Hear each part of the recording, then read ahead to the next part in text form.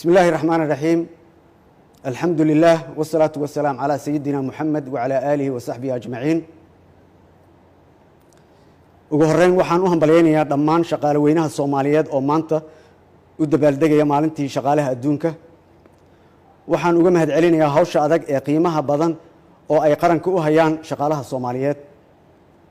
intaas kadib maanta waa maalin taariikhi ah oo mudnaan gaar ah u leh geedi socodka nabadda, dimuqraadiyadda iyo dawladnimada Soomaaliya. waxaan halkan uga mahadcelinayaa madaxweynaha Jamhuuriyadda Federaalka Soomaaliya Mudane Maxamed Cabdullaahi Maxamed Farmaajo oo mar kale muujiyay tanaasul aad u weyn isagoo u damqanaya shacabka Soomaaliyeed iyo qarannimada.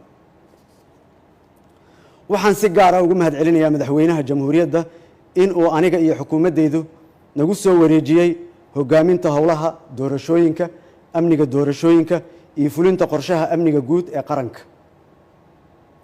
anigoo rajaynayo in aan ku guuleysano hawshaas iyo mas'uuliyaddeeda muhiimadda u ah masiirka dalka una maareyno sida ugu wanaagsan hadduu Allah subxaanahu wa tacaala idmo.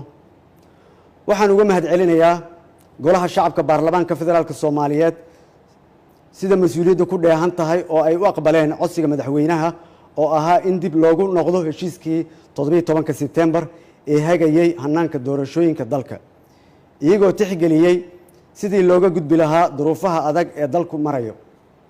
xukuumaddu waxay ay sida ugu dhaqsiyaha badan uga howlgeli doontaa una soo bandhigi doontaa qorshayaasha doorashooyinka, amniga doorashooyinka iyo fulinta qorshaha amniga guud ee qaranka. walaalayaal, waxaan rabaa in aan halkan uga caddeeyo shacabka Soomaaliyeed, dowlad goboleedyada, siyaasiyiinta iyo dhammaan daneeyaasha siyaasadda ee dalka in ay naga go'an tahay in ay dalka ka dhacdo doorasho xor iyo xalaal ah oo daah furan, iyaga oo aan cidna xaqeeda la duudsin. waxaan aad uga xumahay qalalaasihii ka dhacay magaalada Muqdisho oo sababay khasaaro, barakac iyo welwel soo food saaray shacabka Soomaaliyeed.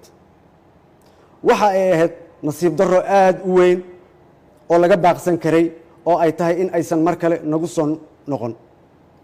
mar haddii xal laga gaaray arrimihii xasarada abuuray, waxaan dhinacyada oo dhan ugu baaqayaa in ay nabadda nagala shaqeeyaan.